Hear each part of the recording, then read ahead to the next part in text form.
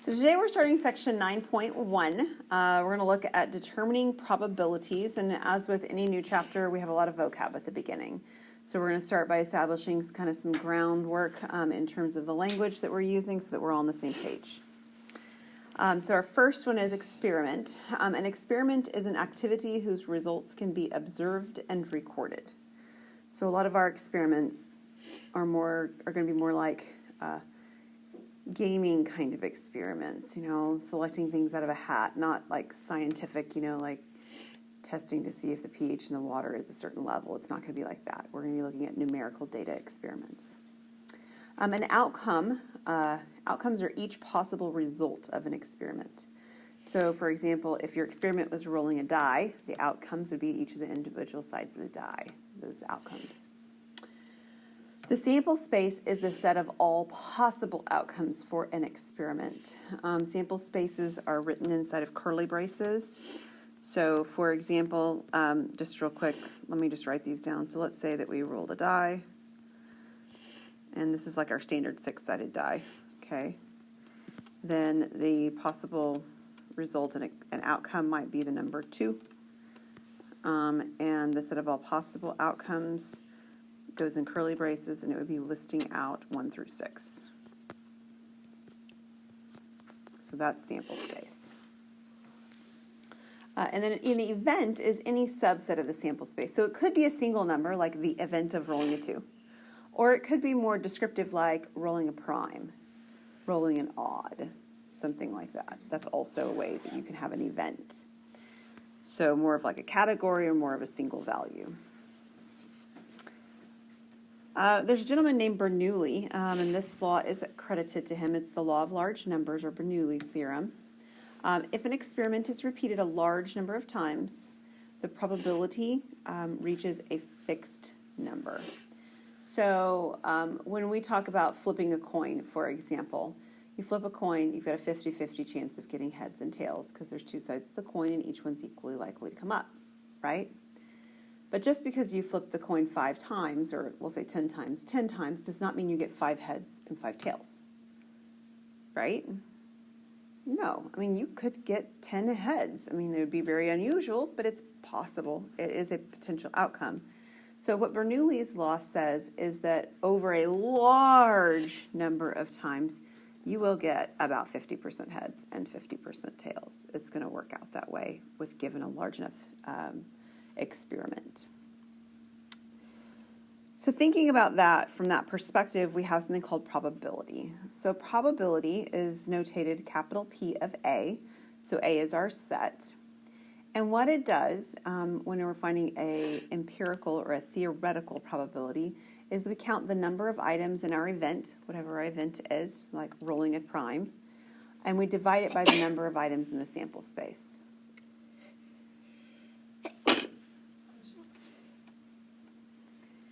So if we wanted the probability of rolling a prime, prime numbers are 2, in that group are 2, 3, and 5. There's 3 of them. So this would be 3 out of 6 possibilities, and then we'd reduce. And that would be the probability, because there's 3 ways of getting a prime, and there's 6 ways of getting just anything total. Mutually exclusive events are events that have no elements in common. For example, even and odd, they're mutually exclusive. Now, those 2 happen to cover the whole gamut of possibilities. They don't have to be like that to be mutually exclusive. You could also do the probability, the event of rolling a 2 and the event of rolling an odd, right? Well, 2 is not an odd, so there's no overlap. So mutually exclusive literally means there's nothing in common or there's no overlapping values. And this is from set theory. If you've had number theory, the number theory class here at OBU with us, you'll recognize this notation. This is just telling you that the intersection, that's the symbol right here,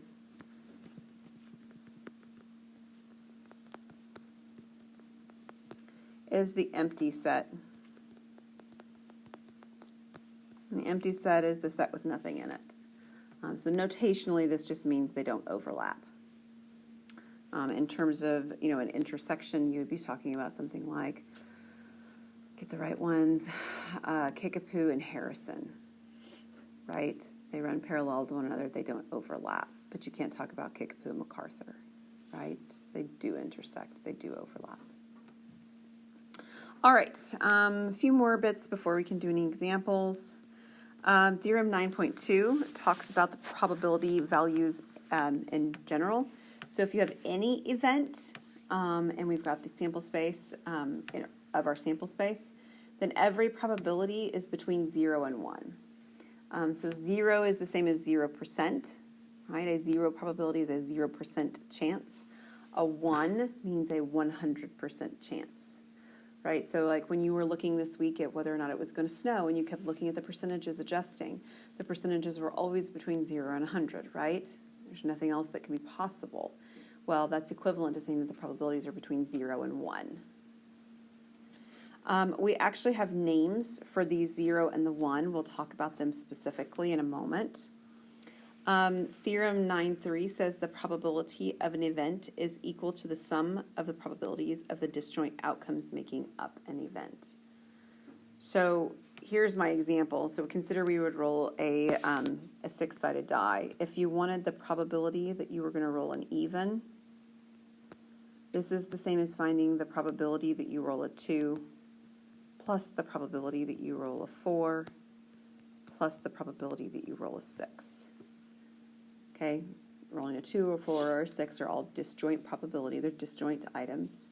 So if you separate all the items that are in the event into individual pieces and count them up, that's the same thing.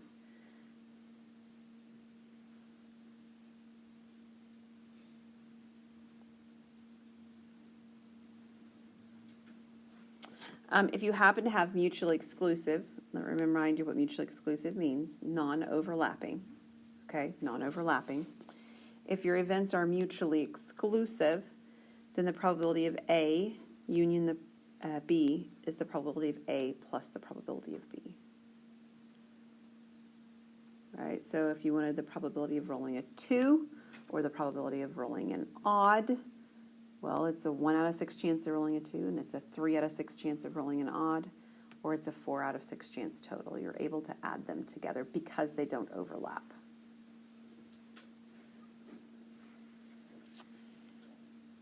And the last one on this page talks about complements. So complement means not being in the set. So even and odd are actually complements of one another because it's either one or the other, okay?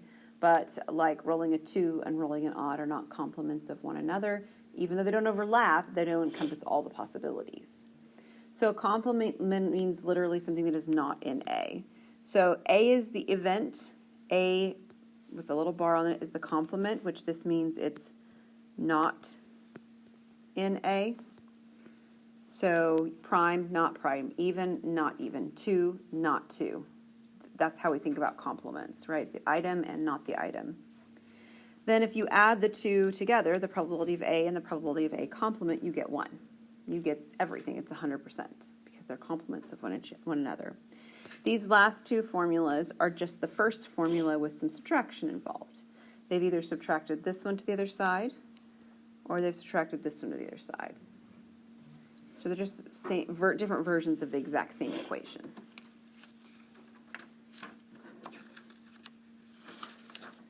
Okay, how are we doing so far? Lots of vocab, I know. Theorems and things like that. One more big chunk, and then we're going to do some examples. Alrighty, so this table actually puts everything that we've talked about into like a chart, almost, of items to remind you. The first one talks about the probability of the empty set. The empty set means it's a set with nothing in it. Well, that's 0. Right, so if we wanted to talk about today, the probability I want to say the probability of the sun coming out. How about just the probability of it being 80 degrees? Well, that was a 0. I mean, you didn't need to know that it was going to snow or not snow. There's plenty of other indications that it was not going to be 80 degrees today, right? The event was a probability of 0.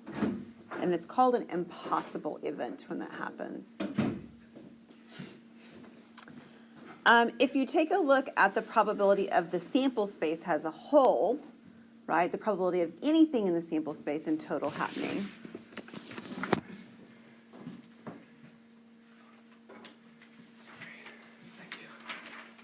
then that's 1. So this is the probability of a certain event. So for example, my die example, right? What is the probability that you roll between a 1 and a 6, right, including the endpoints? Well, it's guaranteed to happen, right? That die is not going to land on its corner and be like halfway in between two numbers. It's going to be a 1, 2, 3, 4, 5, or 6. That is a certain event. You could also talk about that die and talk about an impossible event, the first one. What's the probability if you roll that die, you're going to roll a 7? 0, because there's not a 7 on one of the faces of the die. The third one we'd already talked about. All probabilities are between 0 and 1. The fourth one we've also talked about. It says if we have mutually exclusive, right, the intersection is the empty set, then the probability of A union B is the two probabilities added together. Probability of A plus the probability of B. And that happens when things are mutually exclusive. Intersection 0.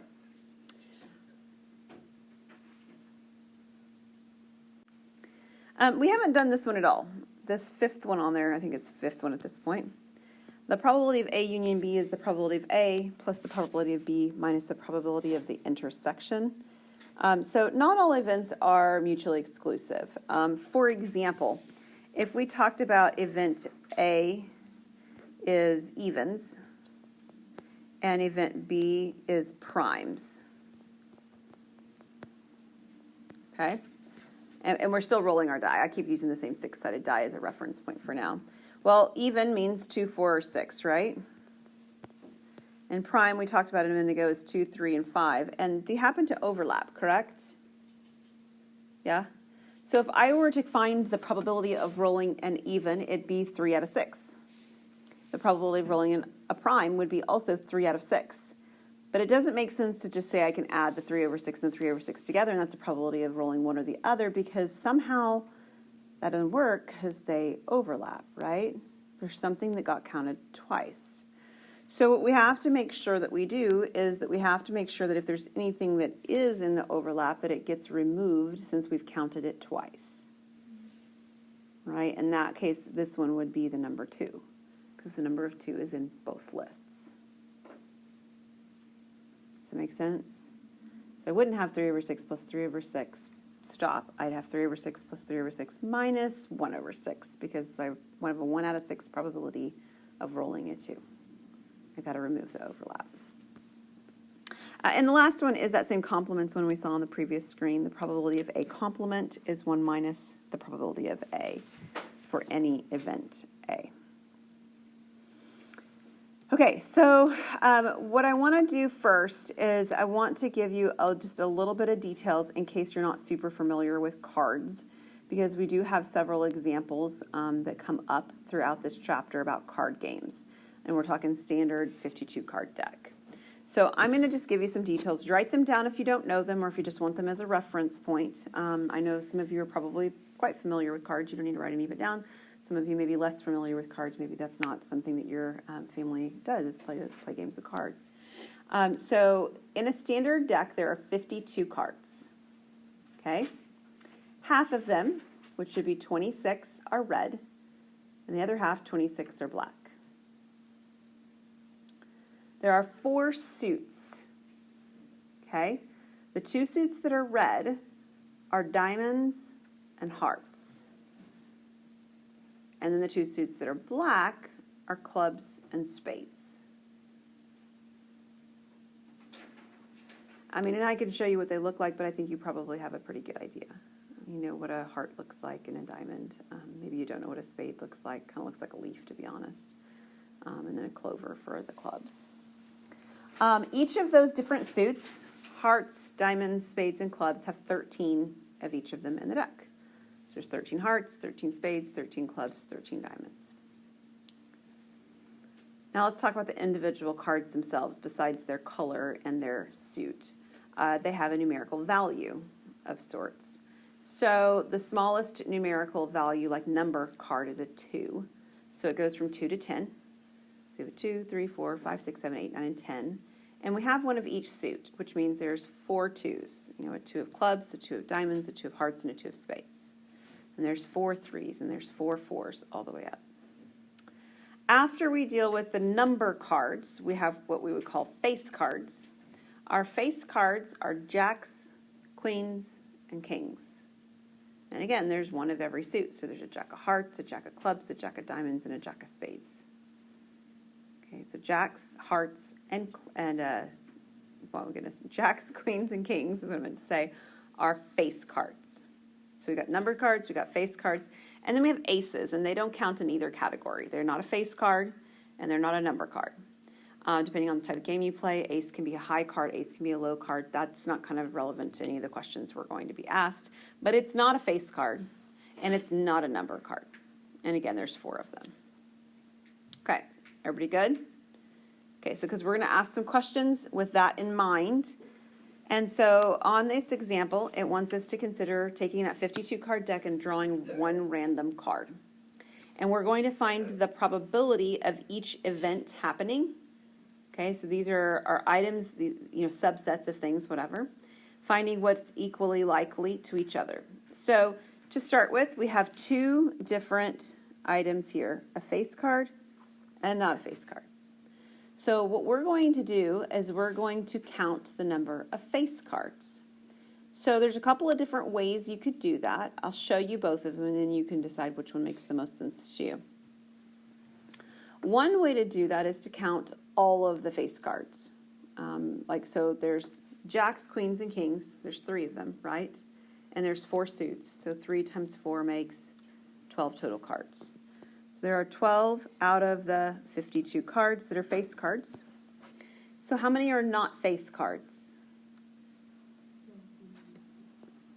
What is it?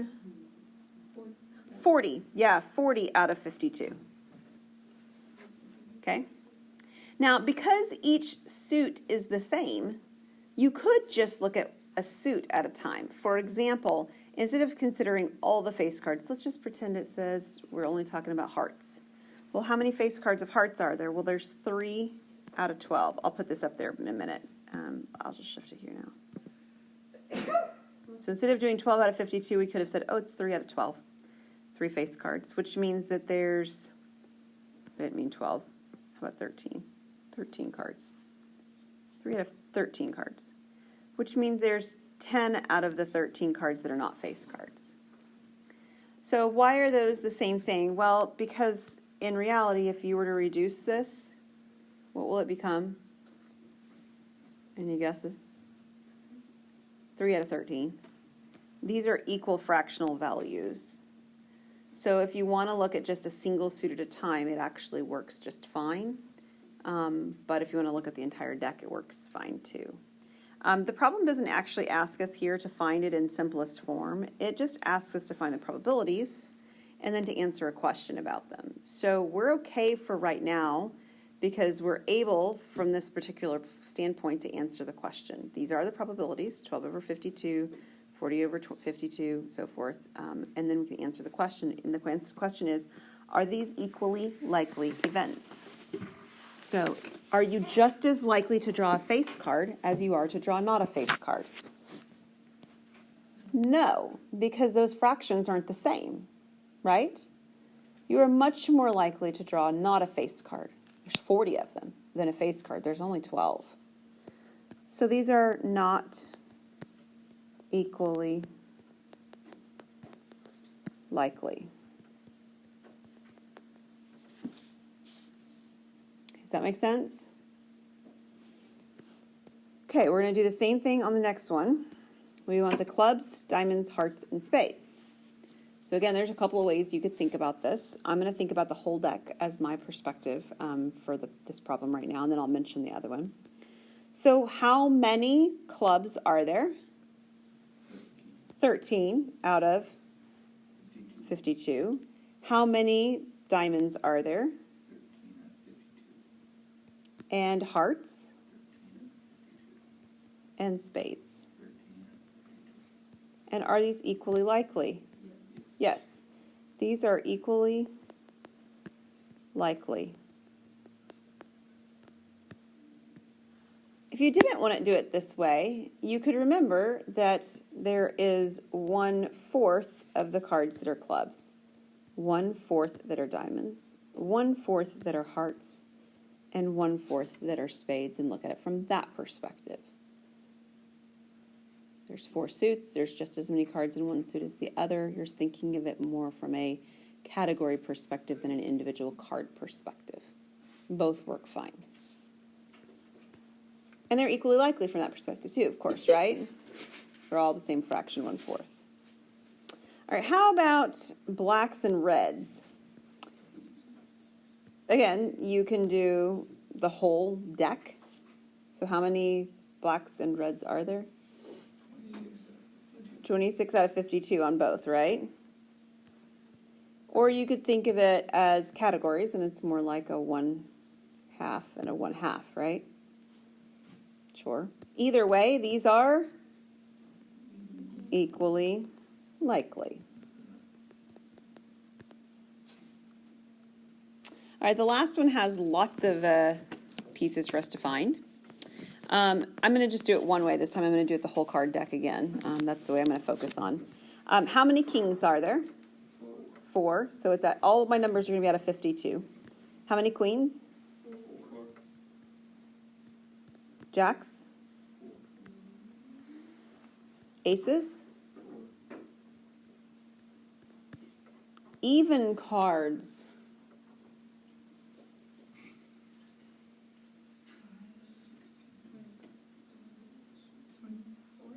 Okay, so we have 2, 4, 6, 8, 10. There's a 10. So how many are there? 20, because I have 5 individual cards times my 4, so it's 20. 20 out of 52. How about odd cards? Are we counting ace part of that? No, ace does not count in evens or odds because it's not a number card. 16, yeah. Yeah, so the way we're describing it is that it's not in either of those categories, Nathan. So, Braden. So, yeah. In some games, it's considered that way, though. All right. Are these events, there's a bunch of them down here, are they equally likely?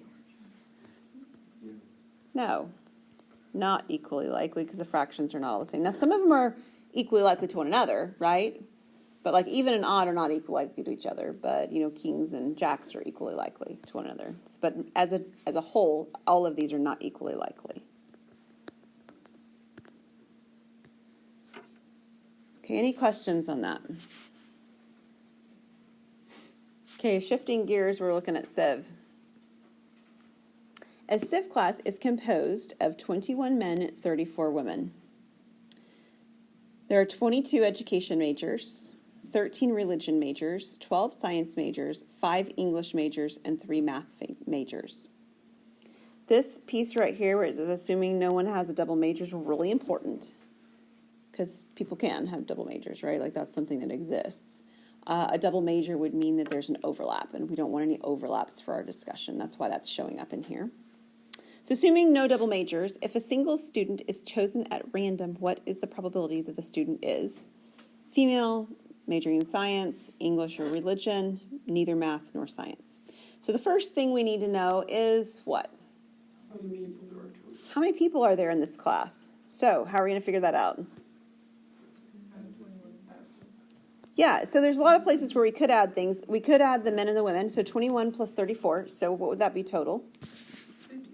55. 55. Sorry, looked at it funny there. There are 55 total people in this class. Yes? Yes, okay. So if I want to know the probability that I choose a student at random and it's a female, right? Imagine like the professor has all the stacks of tests and they just grab a test at random. It's a female's test. What's the likelihood of that happening?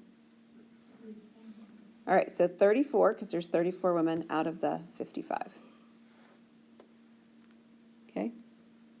And if we were like looking at this, like this problem, we'd reduce this if we could. This value doesn't reduce. But the reason we didn't really need to reduce on the last one is because what we're really doing was trying to decide if things were equally likely by determining those probabilities. So we would want to look at this, but 34 and 55 don't reduce. How about a science major? Yeah, there's 12 of them out of the 55. Okay, so those are the single questions. After that, we've got things that combine. It says English or religion. So what would I do to find the English or the religion? Yeah, I can actually add the English and the religion majors because there's no overlap, right? We know that there's nobody that has a double major, so it works that way. Let's see, what is my English? 5, and my religion?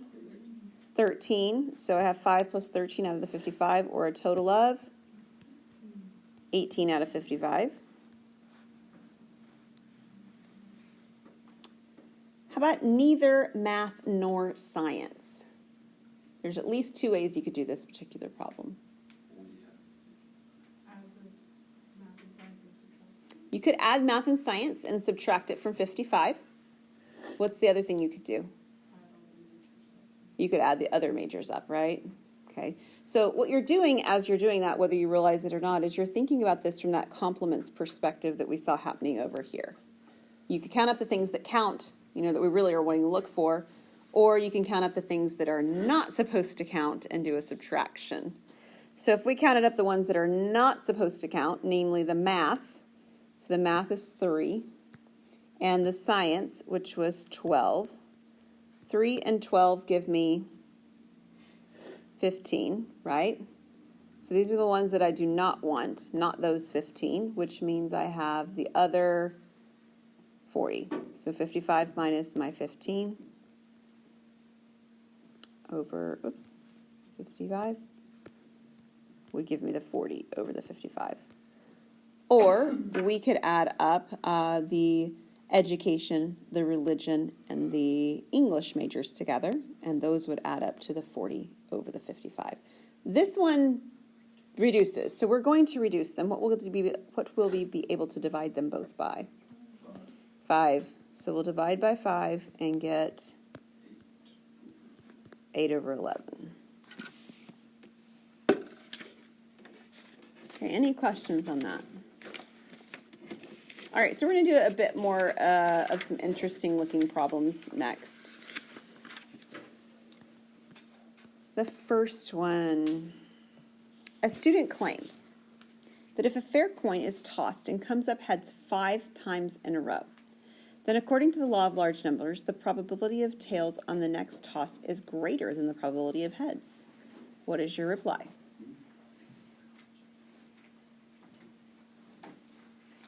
About time. The student's figuring it's about time. It feels like it should be about time, but is that correct? Okay, so what are some flaws in their thinking? I mean, we get that it's about time, we get that, but they might want to check if the coin's a fair coin. That might be a good thing to check.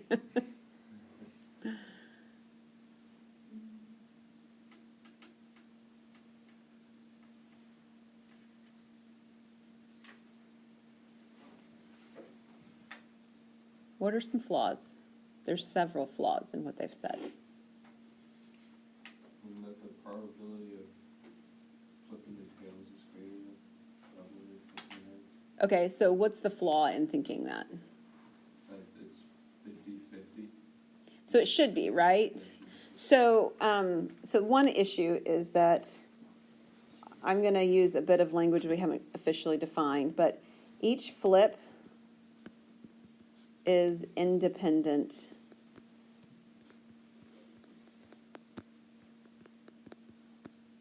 of the others. In other words, it doesn't matter what happened before. We start with a fresh slate every single time. Every single time it starts over at 50-50.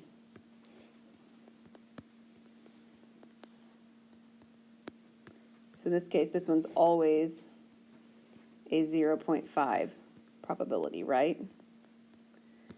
There's at least one other thing in their argument that is flawed.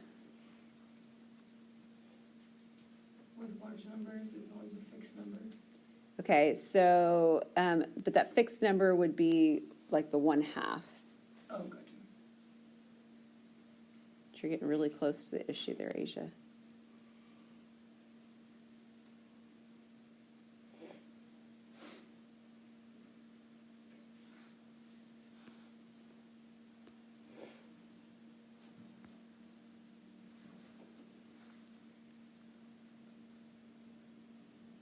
What's the problem? 5 isn't a large number. Yeah. So Bernoulli's theorem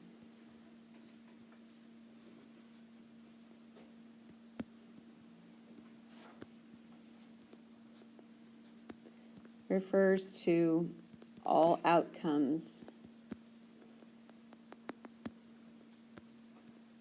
over a large number of trials.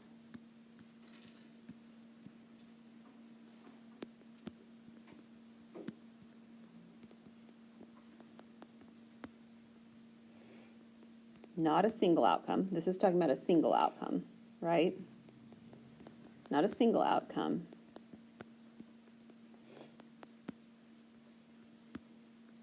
And what you just said, Elizabeth, 5 is not a large number.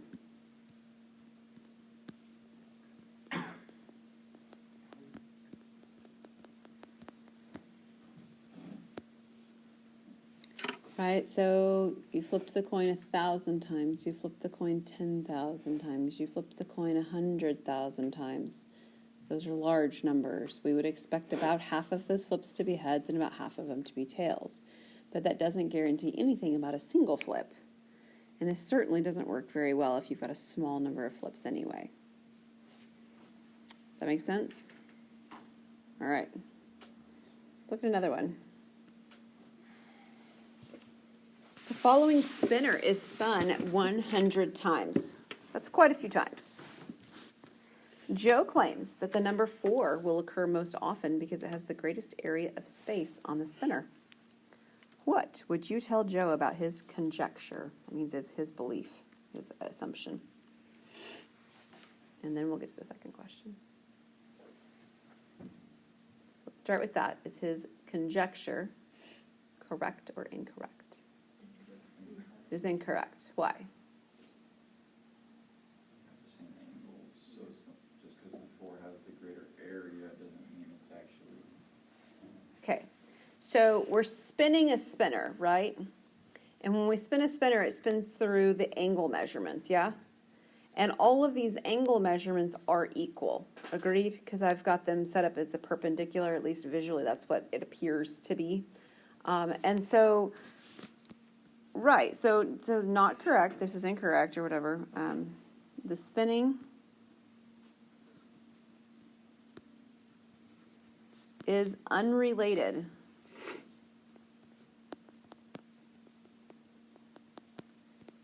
to the area.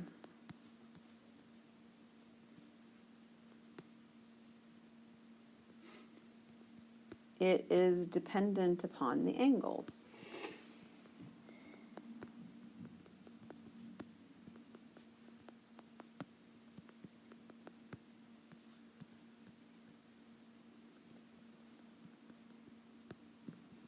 That it spins through.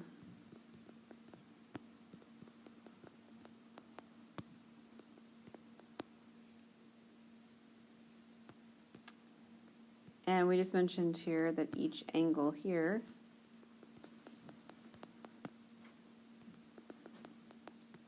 is what?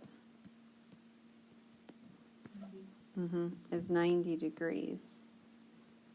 So the second question, which is, what is the probability that a 4 will occur on any spin? What is that? What is the probability that we will spin a 4? Yeah, it's 1 out of 4. Equally likely to spin 1, 2, 3, and 4, because they're all 90-degree angles.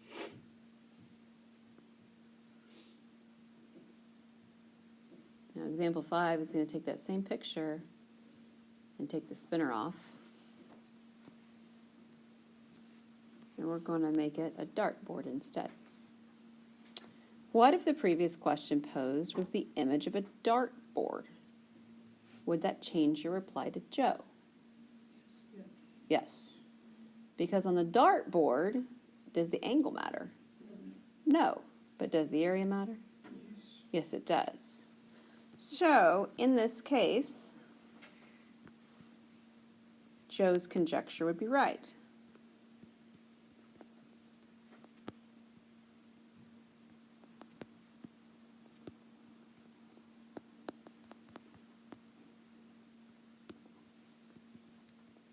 since region 4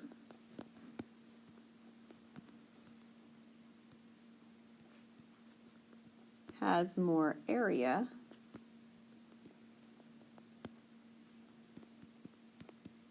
it has, we'll say the highest probability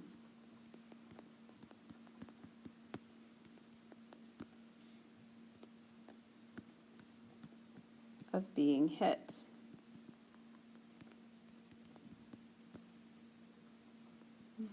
But without more information, we can't find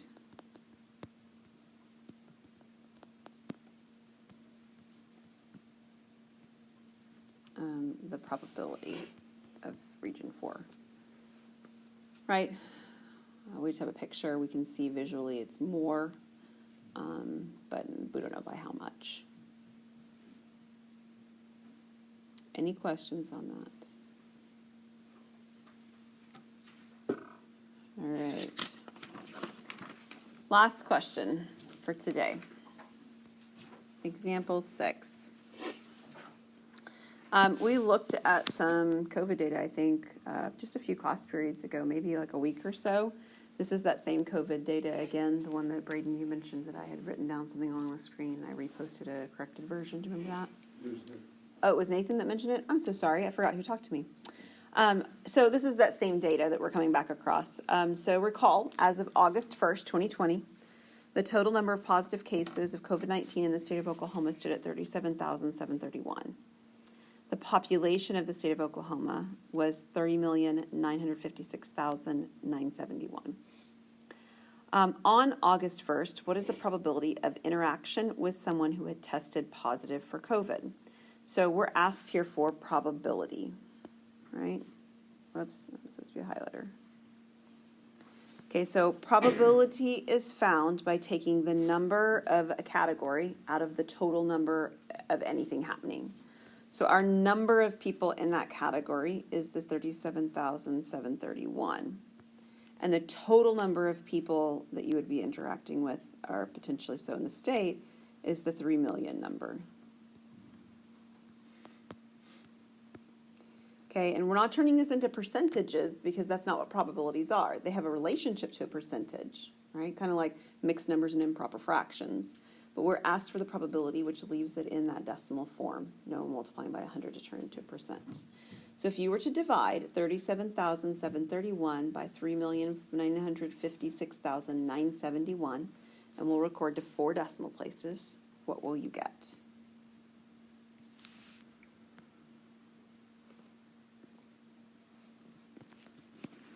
Nobody knows. Madison's got a calculator. We're going to let Madison tell us. To 4 decimal Uh-huh. places, 0.0095. Yep. 0.0095, just some perspective, or 95 in 10,000. 95 out of every 10,000 people, or it's approximately 1 in 100. So if I remember, as of August 1st, that particular year, I still didn't know anyone who'd ever had it, like personally knew. Because that's not a very big percentage, right? Like this is 1%. I mean, that's not very high. So it was about 1 in 100 or 95 in every 10,000 people had it at that point. One more question with that data.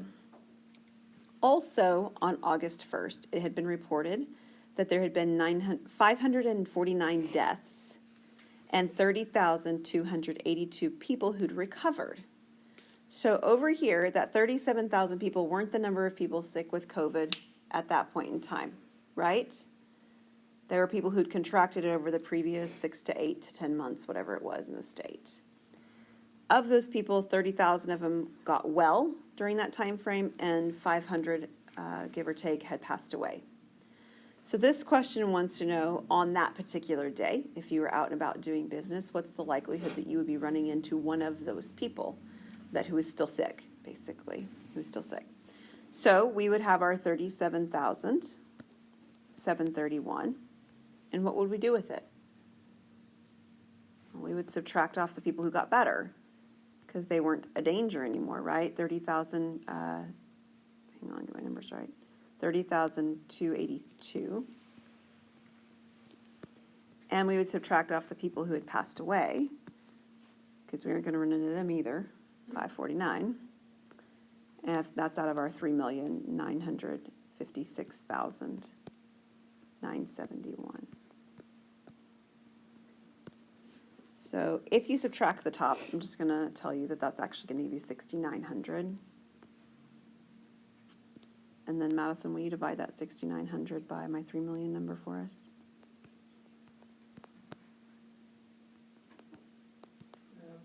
.0017.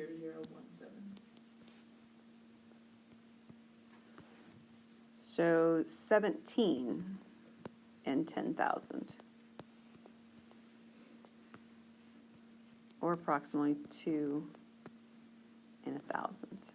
So 2 out of every 1,000 people you might run across might be positive at that point, is what those numbers would have said at that particular point in time. It's all one particular point in time that you can do data for like that, of course. All right, so here's what's going to happen. We are done with 9.1. I know that there's group work for 9.1. I'm going to let the group work and the homework stand at just all as do it on your own over break. Feel free, as always, with group work and homework to collaborate and so forth. It'll be due when you come back on Monday after spring break. We will go over questions just like always, so bring those back with you.